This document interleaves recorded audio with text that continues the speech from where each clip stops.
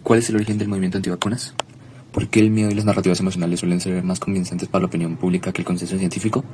¿Cómo puede un fraude científico modelar la desconfianza en los movimientos sociales?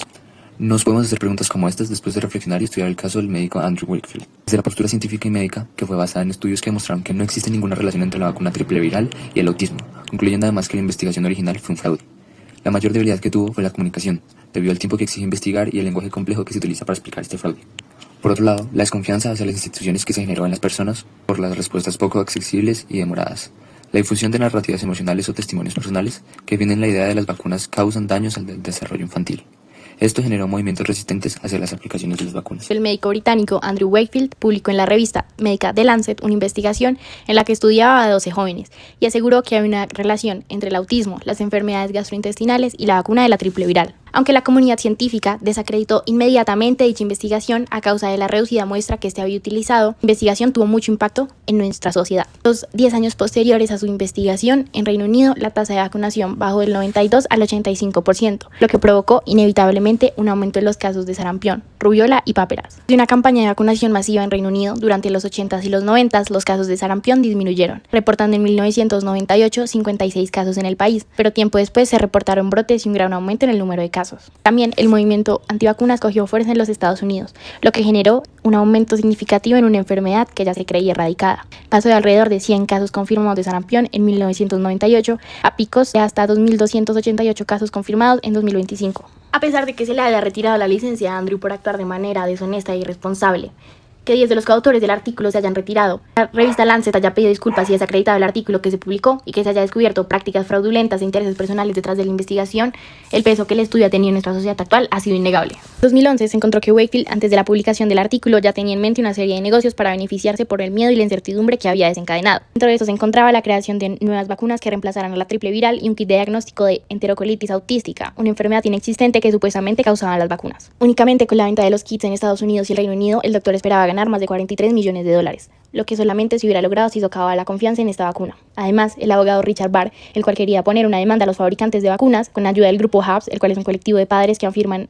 que sus hijos se enfermaron después de la vacunación de la triple viral, pagó 55.000 libras esterlinas para financiar la investigación de Wakefield. Aunque esa investigación haya sido uno de los mayores fraudes en la historia, es innegable el impacto que ha tenido en nuestra sociedad. Los movimientos antivacunas continúan siendo una amenaza para la salud pública.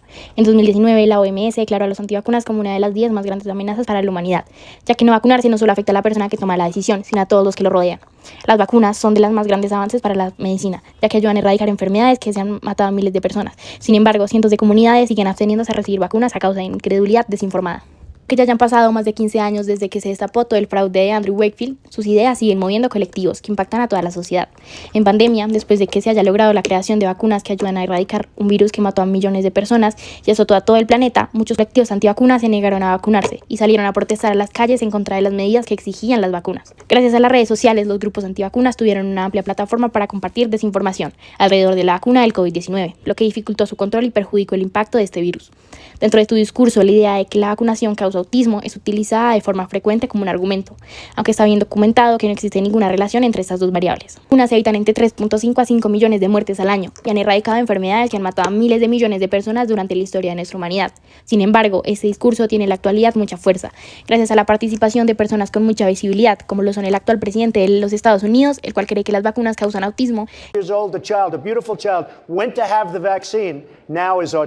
y su ministro de Salud, Robert Kennedy, el cual aparte de ser antivacunas es amigo de Wakefield. El impacto que Andrew Wakefield ha tenido en el movimiento antivacunas y cómo este ha afectado a nuestra sociedad evidencia cómo narrativas basadas en la desinformación pueden mantenerse durante el tiempo, a pesar de toda la evidencia que tenemos para desmentir esta afirmación. Como advierte Yuval Noah Harari en 21 lecciones para el siglo XXI, una ley fundamental de la narración es que una vez un relato consigue extenderse más allá de sus horizontes de la audiencia, su ámbito último importa poco. La controversia no creció únicamente por lo que decía el estudio de Andrew Wakefield, también influyó la forma en que ese mensaje fue comunicado y difundido públicamente. Una de las estrategias más importantes fue el uso del miedo. La idea de que una vacuna pudiera causar autismo generó una reacción emocional muy fuerte en muchas familias, especialmente porque el autismo ya era un tema que causaba preocupación e incertidumbre en muchos padres. Además, Wakefield tenía autoridad científica, era médico, investigador y hablaba desde una revista médica reconocida internacionalmente. Por eso muchas personas confiaron en sus afirmaciones incluso antes de que fueran verificadas por otros estudios. Con el tiempo, investigaciones de organizaciones como la Organización Mundial de la Salud y Centros para el Control y la Prevención de Enfermedades demostraron que no existía evidencia científica que relacionara las vacunas con el autismo. Años después, el British Medical Journal publicó investigaciones que denunciaban manipulación de datos y conflictos de interés. Sin embargo, para ese momento la controversia ya había salido del ámbito científico. Muchos medios presentaban el tema como si existieran dos posiciones científicas igualmente válidas. Por un lado, el consenso médico internacional y por el otro, los grupos antivacunas. Esto hizo que la discusión dejara de centrarse únicamente en la evidencia y empezara a girar alrededor de la desconfianza, el miedo y la opinión pública. Además, en redes sociales comenzaron a circular testimonios personales y relatos emocionales de familias que atribuían el autismo de sus hijos a las vacunas. Estas historias tuvieron un gran impacto porque emocionalmente resultaban más cercanas para muchas personas que los estudios científicos o los datos estadísticticos. Por eso, el crecimiento del movimiento antivacunas no puede explicarse solamente por la evidencia científica, sino también por la manera en que la incertidumbre fue transformada en miedo y desconfianza pública. Eso cada final no la dio un científico, sino un periodista. Brian Deere demostró que los historiales médicos estaban falseados y que todo obedecía a intereses económicos. My name's Brian Deere and I've spent the last 12 months investigating a health scare. One's changed people's lives. Fue el periodismo de investigación el que aceleró que la revista y los coautores se retractaran, así como la expulsión de Wakefield. Pero cuando la verdad oficial llegó, la duda ya estaba establecida. Los seguidores del médico no aceptaron la corrección. La comunidad científica ganó en los tribunales y en las revistas, pero perdió en la mente de muchas personas. Entonces, ¿cómo funciona la ciencia en medio de la incertidumbre? Lo hizo como sabe, con estudios, con datos, con tiempo. El problema es que el medio no espera. Mientras los titulares sembraban pánico, los epidemiólogos pusieron en marcha investigaciones con cientos de miles de niños en varios países. Buscaban la supuesta relación entre la vacuna y el autismo, y no la encontraron. Para 2001, apenas 3 años después del artículo de Wakefield, en el consenso ya era claro, no existía ningún vínculo. La ciencia había funcionado, pero lo había hecho en silencio en revistas especializadas en lenguaje técnico que nunca llegó a la calle, o al menos no de forma completa o suficiente para que los movimientos antivacunas no se expandieran de la manera en que lo hicieron. Pero mientras los estudios se acumulaban, la opinión pública ya se había inclinado hacia una explicación mucho más inmediata. Muchas familias encontraron en la hipótesis de Wakefield una causa concreta y un responsable identificable, justo lo que los datos estadísticos no podían ofrecer. La ciencia pedía tiempo y confianza, el medio daba respuestas, y en un clima de angustias, esa certeza, aunque falsas, resultaron más convincentes que cualquier probabilidad. Quedamos con las siguientes 3 ideas. Primero, que la ciencia no gana convicción por medio de la evidencia, sino también por medio de la intervención mediática. Segundo, las creencias colectivas no funcionan únicamente bajo criterios meramente racionales o lógicos. De hecho, muchas veces permanecen por emoción y pertenencia social.